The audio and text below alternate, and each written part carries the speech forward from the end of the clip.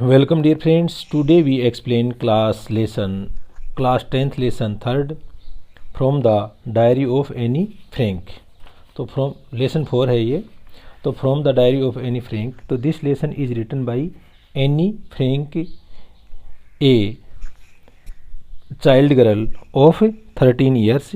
तो ये 13 साल की जो एक लड़की है वो युद्ध के समय के अंदर एक गुप्त स्थान पर रहती है और वहाँ पर वह अपना कोई भी सच्चा मित्र है वो नहीं पाती है और अपनी जो दिल की बातें हैं वो किसी को नहीं कहती है और वो मानती है कि मनुष्य से ज़्यादा कागज़ है, वो ज़्यादा पेशेंस रखता है, इसलिए वह अपने जो विचार हैं या अपनी अभिव्यक्ति है उसको डायरी के अंदर लिखती है।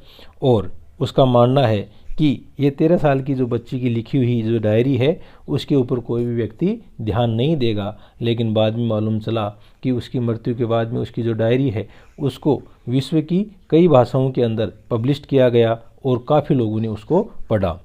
तो आगे अपन आज ये इस एक्सप्लेनेशन का पार्ट 3rd है, तो अपन इसकी एक्सप्लेनेशन है वो शुरू करते हैं। Since no one would understand a word of my stories Kitty. Since यानी से, नो वन वुड अंडरस्टैंड कोई भी व्यक्ति है वो इसको समझ नहीं पाएगा, ए वर्ड एक भी शब्द, ऑफ माई स्टोरीज मेरी जो कहानियों का, टू किट्टी, किट्टी किसका नाम है, उसकी जो डायरी उसने लिखी उसका नाम किट्टी दिया था, तो किट्टी से, if I were to plunge right in, यदि मैं इस चीज़ के अंदर प्लंज राइट इन यानी इस चीज़ में नहीं जाऊँ, I would better provide a brief sketch, और यह ज़्यादा अच्छा होगा, वुड बेटर यानी ज़्यादा अच्छा होगा, प्रोवाइड इन उपलब्ध कराना, ए ब्रीफ स्केच एक संक्षिप्त विवरण है, स्केच यानी रूपरेखा या खाका, तो एक जो संक्षिप्त रूपरेखा है ऑफ माई लाइफ मेरे जीवन की, यानी इसको जाने से पहले मैं मेरे जीवन की एक रूपरेखा है वो उपलब्ध कराना चाहती हूँ। Much as I dislike doing so, हालांकि मैं ऐसा जो करना है ना उसको नापसंद करती हूँ, डूइंग सो यानी ऐसा करने से, लेकिन वह अपने जीवन के बारे में बताती है। तो आई किसके लिए यहाँ पर उपयोग काम में लिया गया है, तो ये आई है ये एनी फ्रैंक के लिए काम में लिया गया है। माई फादर, किसका फादर, एनी फ्रैंक का father. My father the most adorable, adorable यानी प्रशंसनीय या प्रिय, father I have ever seen, यानी आज तक मैंने जितने भी जो लोगों के पिता देखे हैं उन पिताओं में मेरा जो पिता है वो सबसे ज़्यादा प्रिय पिता है। एडोरेबल यानी प्रिय, lovable. Didn't marry my mother until he was 36, और उन्होंने MARRI, मेरी यानी शादी करना, और उन्होंने मेरी जो माँ है, माता जी है, मम्मी है, उससे तब तक शादी नहीं की जब तक वो 36 वर्ष के नहीं हुए। एंड और शी वाज 25, और मेरी जो मदर है वो 25 साल की नहीं हुई तब तक उन्होंने शादी नहीं की। इसका मतलब उसके माता पिता की जब शादी हुई तो पिता की उम्र है वो 36 यानी 36 और मदर की जो उम्र है वो 25 थी। माई सिस्टर मार्गोट, अब यहाँ पर वह अपनी जो बहन है उसका नाम बताती है कि उसका नाम मार्गोट है। Was born in Frankfurt in Germany in 1926, और उसकी बहन जिसका नाम मार्गोट है उसका जन्म जर्मनी के फ्रैंकफर्ट शहर के अंदर हुआ 1926 ईस्वी के अंदर। आई वाज बोर्न ऑन 12 जून 1929, और मेरा जो जन्म है वो 12 जून 1929 को हुआ। इट मीन्स 26 से 27, 28, 29 उसकी जो बहन है वो उससे 3 साल बड़ी है। I lived in Frankfurt until I was 4, और मैं जो फ्रैंकफर्ट शहर है उसके अंदर तब तक रही जब तक कि मैं 4 वर्ष की हुई। माई फादर इमिग्रेटेड, इमिग्रेटेड यानी प्रवास कर जाना, एक जैसे जगह से जाकर के दूसरी जगह रहने लग जाना, टू हॉलैंड इन 1933, और मेरे जो पिताजी हैं वो प्रवास कर गए हॉलैंड के लिए 1933 ईस्वी के अंदर। माई मदर, और मेरी जो माता है एडिथ होलेंडर फ्रैंक, अब यहाँ पर वह अपनी माता है उसका नाम बताती है कि उनका नाम एडिथ होलेंडर फ्रैंक है। वेंट विथ हिम, वह भी उनके साथ में चली गई, टू हॉलैंड, हॉलैंड के लिए, इन सितंबर के महीने के अंदर। वाहिल मार्गोट एंड आई, और तब मार्गोट कौन है? मार्गोट है वो एनी फ्रैंक की बड़ी बहन है। तो वाहिल यानी जब तक Margot and I were sent to Aachen, और मार्गोट और मेरे दोनों को एचिन है वहाँ पर भेज दिया गया, to stay with our grandmother, और वहाँ जा कर के हम हमारी जो दादी जी है उसके साथ रह सकें, और इसलिए हमें एचिन नामक जगह के ऊपर भेज दिया गया। मार्गोट वेंट टू हॉलैंड इन दिसंबर, और मार्गोट है वो भी दिसंबर के महीने के अंदर हॉलैंड चली गई। एंड और आई फॉलोड इन फरवरी, और मैंने भी उनका अनुसरण है वो फरवरी में किया, यानी मैं भी फरवरी में चली गई।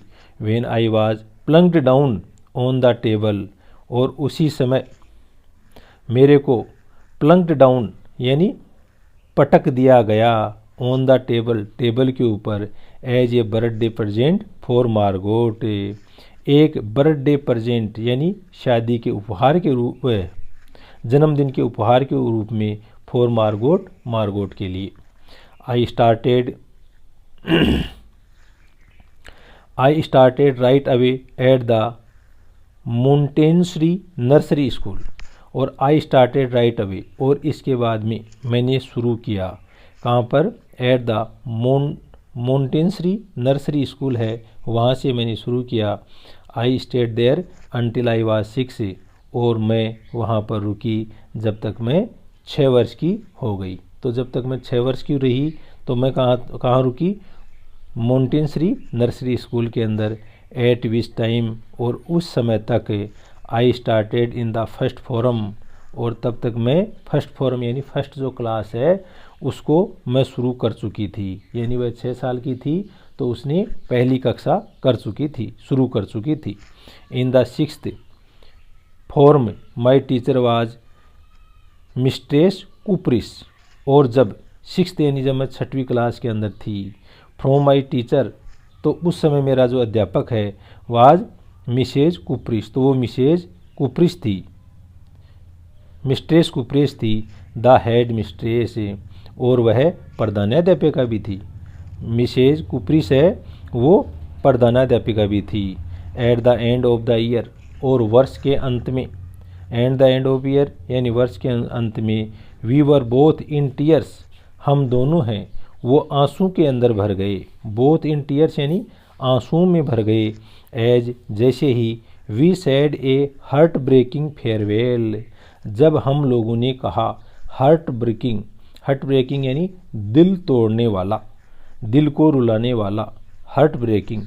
फॉरवेल यानी अलविदा, गुड बाय, यानी जब हमने एक दूसरे को, जब मैं 6वीं में थी तो हमने दिल तोड़ने वाला अलविदा कह दिया। In the summer of 1941, summer यानी ग्रीष्म ऋतु, विंटर यानी सर्दी ऋतु, ऑटम यानी पतझड़, स्प्रिंग यानी बसंत। तो ये अलग अलग जो सीजन है अपनी ऋतुओं की उनको याद रखना। इन द समर ऑफ 1941 यानी 41 की जो गर्मियां हैं उनके अंदर, ग्रांड माँ फेल इल, जो दादी जी हैं वो बीमार हो गई। And had to have an operation, और उनको एक शल्य चिकित्सा है वो करानी पड़ी। ऑपरेशन किसको बोलते हैं? शल्य चिकित्सा को बोलते हैं। So my birthday passed with little celebration, इसलिए मेरा जो जन्मदिन है पास्ट यानी गुजर गया, ए लिटिल सेलिब्रेशन यानी मेरा जो जन्मदिन है उसको थोड़ा सा ही मनाया गया, यानी उसको भव्य रूप से नहीं बनाया गया। सेलिब्रेशन यानी मनाना, आयोजित करना। ग्रांड माँ डाइड इन जनवरी 1942, और मेरी जो दादी जी हैं, ग्रांड माँ यानी दादी जी, डाइड वो मर गई, इन जनवरी 1942 जनवरी 1942 के अंदर। और no one knows how often I think of her, no one knows कोई नहीं जानता, हाउ ओफन यानी कितनी बार, आई थिंक ऑफ हर मैंने उसके बारे में सोचा, एंड स्टिल लव हर और मैं अब भी मेरी दादी जी को प्रेम करती हूँ, यानी मेरी दादी जी गुजरने के बाद में भी मैं उनको प्रेम करती हूँ। दिस बर्थडे सेलिब्रेशन, और यह जन्मदिन का जो उत्सव है, इन 1942 यानी 1942 के अंदर जब बर्थडे या जन्मदिन आया, was intended to make up for the other, was intended और इसका इरादा था, to make up for the other कि इसको दूसरे के लिए मेकअप यानी तैयार किया जाए। एंड और ग्रांड माज कैंडल, और जो ग्रांड माँ है उसकी कैंडल, कैंडल यानी मोमबत्ती, तो जो मरे हुए लोग की मोमबत्ती किसी लगाई जाती है उसको श्रद्धांजलि देने के लिए, वाज लिट वह भी जलाई गई, अलोंग विद द रेस्ट अन्य के साथ में।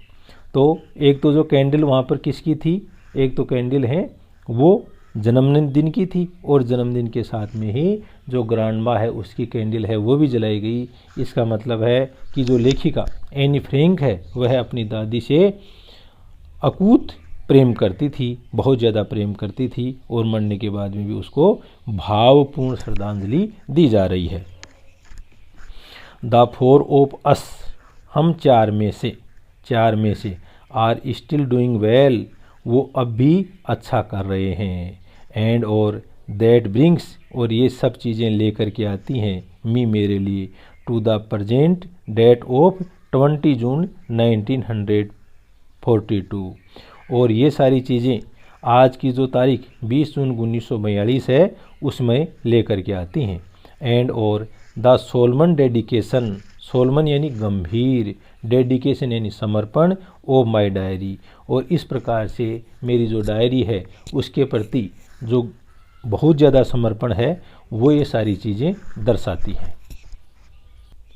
तो दोस्तों अपने ये जो पैराग्राफ है इसमें क्या देखा कि एनी है वो कहती है कि मेरी डायरी को कोई भी यदि समझना चाहिए, उसको पढ़ना चाहिए, तो मेरा जीवन का जो लाइफ स्केच है उसके बारे में उसको ज़रूर समझना चाहिए। और उसने अपने परिवार के बारे में बताया, उसने बताया कि किस तरह से उसके फादर और मोम है उन दोनों ने किस उम्र के अंदर शादी की, यानी उस समय उसका फादर है वो 36 ईयर का था और मदर 25 ईयर्स का था।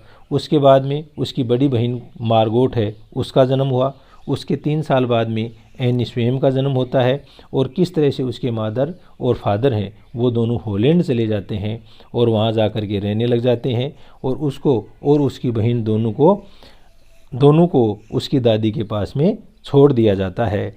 और इस प्रकार से वह अपना जो जीवन है, उसके बाद में उसकी दादी की डेथ हो जाती है, और डेथ के बाद में भी वह अपनी दादी को बहुत ज़्यादा प्रेम करती है।